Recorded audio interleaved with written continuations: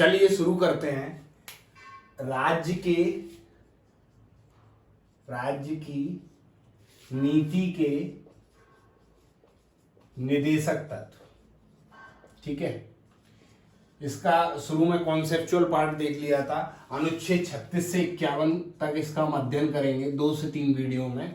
तो सबसे पहले आर्टिकल 36 की बात करते हैं। आर्टिकल 36 क्या कहता है? आर्टिकल 36 में है राज्य की परिभाषा। अब राज्य की परिभाषा वही होगी जो मूल अधिकार के अनुच्छेद 12 में है, जो मूल अधिकार के अनुच्छेद 12 में है। अब जिन्होंने मूल अधिकार का लेक्चर दिखा होगा उन्हें तो पता होगा, फिर भी मैं बता दूं। राज्य का मतलब है केंद्र, राज्य और स्थानीय स्तर के सभी प्राधिकारी राज्य की परिभाषा में शामिल होंगे।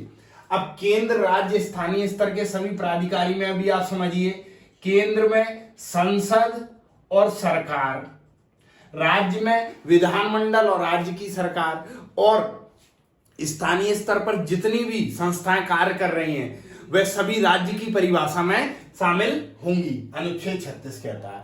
अब अनुच्छेद 37 क्या कहता है? न्यायालय में परिवर्तनीय नहीं है। यहां से क्वेश्चन सबसे ज्यादा आता है, क्या राज्य की नीति के निदेशक जो तत्व हैं, नीति निदेशक तत्व हैं, वे न्यायालय में परिवर्तनीय हैं या नहीं है? तो नहीं है। अब इसको समझिए, इसका मतलब क्या होता है?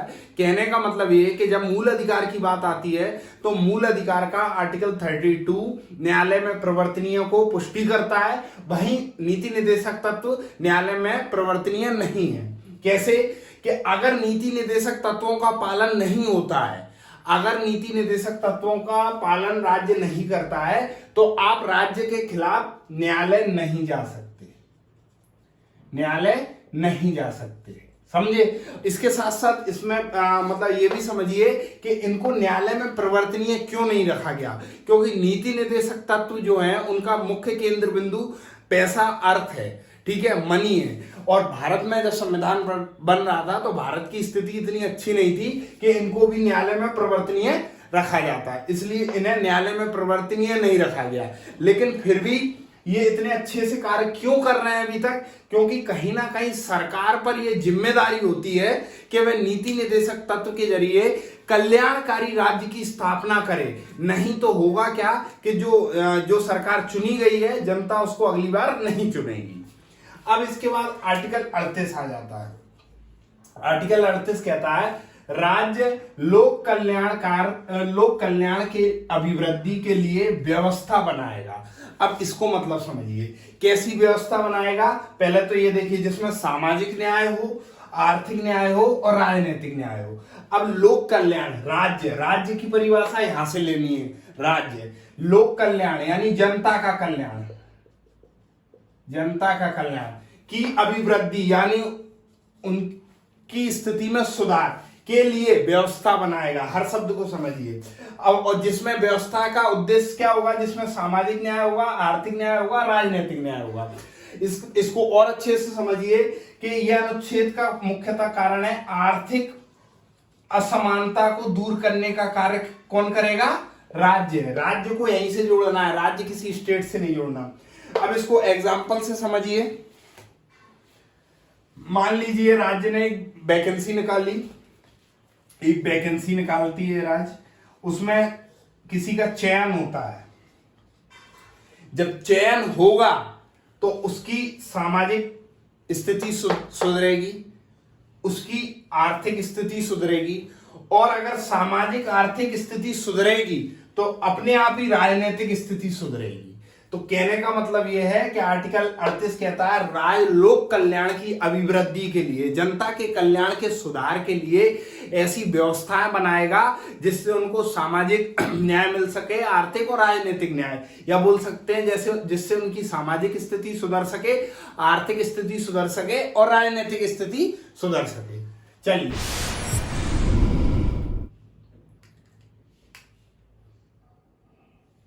चलिए तो अब अनुच्छेद 29 की बात करते हैं। तो अनुच्छेद 29 कहता है राज्य द्वारा अनुसरणीय नीति तत्व। कौन कौन से तत्व हैं जो राज्य द्वारा अनुसरणीय हैं, मतलब राज्य कौन कौन सी ऐसी व्यवस्थाएं करेगा। तो पहला है जीविका के पर्याप्त साधन की व्यवस्था। मतलब कि जीवन जीने के लिए जो पर्याप्त साधन है उनकी व्यवस्था कौन करेगा? राज्य करेगा। राज्य की परिभाषा हम अनुच्छेद 36 में और 12 में पढ़ी ली है। पर्याप्त साधन की व्यवस्था पुरुष व स्त्री दोनों के लिए करेगा। कौन करेगा? राज्य करेगा। दूसरा, भौतिक संसाधनों का बंटवारा सामूहिक हित में होगा। अब देखिए, भौतिक संसाधनों का मतलब ये है कि मान लीजिए कि एक खेत है, अब इस खेत में कोई भी खनिज निकला, मान लीजिए यूरेनियम निकला, तो अब ये यूरेनियम जिसका खेत है तो यूरेनियम उसका नहीं होगा, ये यूरेनियम होगा राज्य का, और राज्य इस यूरेनियम का जो इस्तेमाल है वो सामूहिक हित में करेगा। इस तरीके से और भी जो भौतिक संसाधन है, ठीक है। धन का उत्पादन का अहितकारी संकेंद्रण नहीं। अब देखिए, इसको समझिए, कहने का मतलब ये है कि धन जो है, धन का जो उत्पादन है, धन और उत्पादन से संबंधित जो समस्त गतिविधियां हैं उसका अहितकारी संकेंद्रण, मतलब एक जगह इकट्ठा नहीं करना है। और अच्छे से समझें कि आर्थिक जो गतिविधियां हैं वो कोई एक व्यक्ति ना चला रहा हो, सभी लोग मिलकर चला रहे हो। इसका उद्देश्य है, राज्य ऐसी व्यवस्था करेगा कि आर्थिक गतिविधियां हैं वो एक व्यक्ति ना चलाते हुए सभी लोग मिलकर चला रहे हैं। तो इसी को बोला है कि धन के उत्पादन का अहितकारी संकेंद्रण ना होना। फिर अगला, समान कार्य के लिए समान वेतन। ये सबसे इंपोर्टेंट है, ये 39A, B, C और D नंबर का। समान कार्य के लिए समान वेतन। अब ये कैसे कह रहा है समान कार्य के लिए समान वेतन? कि महिला और पुरुष दोनों जनों के लिए, दोनों जन समान कार्य कर रहे हैं तो उनको समान वेतन दी जाएगी। आमतौर पर ये देखा गया है कि पुरुषों की वेतन महिलाओं की वेतन से थोड़ी अधिक होती है। तो इसको, इस समस्या के लिए राज्य कैसी व्यवस्था करेगा कि समान कार्य के लिए समान वेतन की व्यवस्था करेगा। फिर इसके बाद अगला है, कर्मकारों के स्वास्थ्य व बच्चों की सुकुमार व्यवस्था की देखभाल कौन करेगा? राज्य करेगा। कर्मकारों के स्वास्थ्य से मतलब कि जैसे जो मजदूर वर्ग है उसको मतलब वह कोई कार्य जो कर रहे हैं, जिस कार्य में राज्य उन्हें लगा रहा है, तो वहां ये देखा जाएगा कि कहीं उस कार्य को करते हुए उनकी आयु, औसत आयु में तो गिरावट नहीं आ रही, या उनके स्वास्थ्य में तो प्रॉब्लम नहीं आ रही, ठीक है। इस तरीके की देखभाल कौन करेगा? राज्य। इसके साथ साथ बच्चों की सुकुमार व्यवस्था, जो कर्मकारों के जो बच्चे हैं उनकी सुकुमार व्यवस्था, जो छोटे बच्चे हैं उनके लिए जैसे मध्याह्न भोजन जैसी व्यवस्थाएं, मध्याह्न भोजन में जैसे बच्चों को सुबह मील में प्रोटीन दिया जा रहा है, मिल्क दिया जा रहा है, इस तरीके की उनकी व्यवस्था, तथा उनको कार्य तो नहीं करने दिया जा रहा है इन्हीं मजदूरों के साथ। तो ये व्यवस्था कौन करेगा? राज्य करेगा। सबसे पहला जीविका के पर्याप्त साधन, फिर दूसरे पे हम बात करते हैं भौतिक संसाधनों का बंटवारा सामूहिक हित में होगा, धन का व उत्पादन का अहितकारी संकेंद्रण, मतलब एक जगह इकट्ठा ना हो, या दूसरे शब्दों में आर्थिक गतिविधियां कोई एक व्यक्ति ना चला रहा हो, सभी लोग मिलकर चला रहे हो।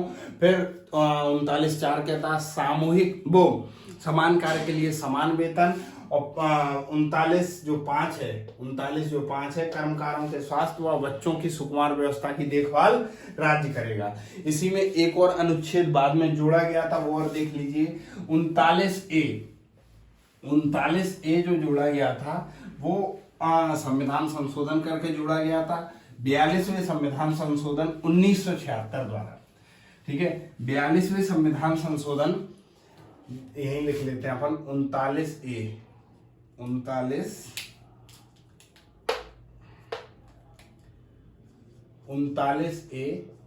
जो था 42वें संविधान संशोधन 1976 द्वारा ये जोड़ा गया था। इसमें क्या किया गया था? समान न्याय तथा निःशुल्क विधिक सहायता। अब इसको समझिए कि समान न्याय व निःशुल्क विधिक सहायता का मतलब क्या है। कि सबसे पहले तो इसको एक मतलब में समझ लीजिए कि मान लीजिए आपने कोई क्राइम कर दिया, और उस क्राइम मतलब वो क्राइम आपने नहीं किया, मैं ये नहीं बोलूं कि आपने कोई क्राइम किया, मतलब किसी ने कोई क्राइम किया। अब वो जिसने क्राइम किया है वो गरीब है, ठीक है, तो अब होगा क्या, उसको समान न्याय, मतलब उसने जो क्राइम किया उसी की सजा तथा निशुल्क विधिक सहायता, मतलब फ्री में वकील की सुविधा कौन कराएगा, राज्य कराएगा। और अच्छे से सिर्फ ये समझिए कि अगर किसी व्यक्ति के पास पैसा नहीं है और उसे केस लड़ना है तो उसके लिए राज्य व्यवस्था करेगा। क्यों, निशुल्क जो वकील है, निशुल्क विधिक सहायता, विधिक का मतलब होता है कानून की सहायता, तो कानून की सहायता कौन देता है, वकील देगा। निशुल्क विधिक सहायता की व्यवस्था करेगा ताकि उसे समान न्याय मिल सके, ताकि उसे क्या मिल सके, समान न्याय मिल सके। इसके बाद का अनुच्छेद और हम देख लेते हैं, अनुच्छेद 40। अनुच्छेद 40 कहता है पंचायतों का संगठन, और इसको समझ लीजिए, पंचायतों का संगठन या पंचायतों का सशक्तिकरण, ठीक है, गांधीवादी विचारधारा के अंतर्गत है ये। अब इसमें क्या है, इसमें ये कहा गया है कि राज्य पंचायतों को शक्तियां देगा, राज्य पंचायतों को अधिकार देगा, राज्य पंचायतों को सशक्त बनाएगा, राज्य पंचायतों को सशक्त बनाएगा। तो आर्टिकल 40 हम देख लेते हैं कि पंचायतों का संगठन,